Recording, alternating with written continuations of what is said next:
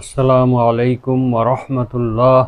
ইন্নাল হামদালিল্লাহ ওয়াসসালাতু ওয়াসসালামু আলা মুহাম্মাদিন ওয়া আলিহি ওয়া আসহাবিহি ওয়া মা ওয়ালা, আম্মা বাদ। সম্মানিত দর্শক শ্রোতা, মুসলিম ভাই ও বোনেরা, মহাগ্রন্থ আল কোরআনের তাফসির বর্ণনা অনুষ্ঠানের আজকের ৫৪তম পর্ব নিয়ে আপনাদের সামনে উপস্থিত হয়েছি। সকলকে স্বাগত জানাচ্ছি আজকের পর্বে। আজকের আলোচ্য বিষয় হলো সূরা বাকারার ৪০ নম্বর আয়াতের সংক্ষিপ্ত তাফসির বর্ণনা। আসুন আমরা শুরু করি। আউযু বিল্লাহি মিনাশ শাইতানির রাজীম। বিসমিল্লাহির রহমানির রহিম। ইয়া বনি ইসরাঈল আযকুরু নি'মাতিয়াল্লাতী আন'আমতু আলাইকুম وأوفوا بعهدي أوفي بعهدكم وإياي فارهبون صدق الله العظيم। মহান আল্লাহ তাআলা ইরশাদ করেন, হে ইসরাঈলের বংশধরগণ, আমি তোমাদেরকে যেই নিয়ামত দান করেছি তা স্মরণ করো এবং আমার অঙ্গীকার পূর্ণ করো।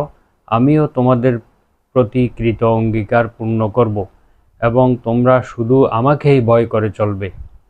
এ হলো আয়াতের সংক্ষিপ্ত, আয়াতের সরল অনুবাদ।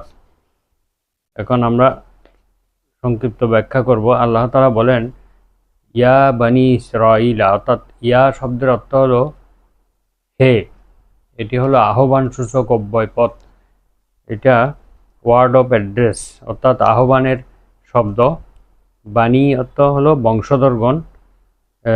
ইসরাঈল এটি হলো ইয়াকুব আলাইহিস সালামের এক অপর নাম। ইয়াকুব আলাইহিস সালামের দুইটি নাম, একটা হলো হযরত ইয়াকুব, আরেকটি হলো ইসরাঈল। ইসরা শব্দের অর্থ হলো বান্দা, ইলা শব্দের অর্থ আল্লাহ, এটা হিব্রু ভাষার শব্দ। ইসরাঈলা শব্দের অর্থ হলো আব্দুল্লাহ বা আল্লাহর বান্দা। অর্থাৎ হে ইসরাঈলের বংশধরগণ, অর্থাৎ ইয়াকুব আলাইহিস সালামের বংশধরগণ, তাদেরকে সম্বোধন করে আল্লাহ তাআলা বলছেন, তোমরা তোমাদের প্রতি আমার প্রদত্ত নেয়ামতগুলো, অনুগ্রহগুলো স্মরণ করো, মনে করে দেখো। আল্লাতী আনআমতু আলাইকুম, যে নিয়ামতগুলো আমি তোমাদেরকে দান করেছিলাম সেগুলো তোমরা স্মরণ করে দেখো। আর ওয়াউফু বিআহদি, এবং তোমরা আমার সাথে কৃত অঙ্গীকার পূর্ণ করো এবং আমিও তোমাদের সাথে কৃত অঙ্গীকার পূর্ণ করব। ওয়া ইয়া ফারহাবুন, আর বিশেষ করে তোমরা আমাকেই ভয় করবে। তো এখন এই সূরার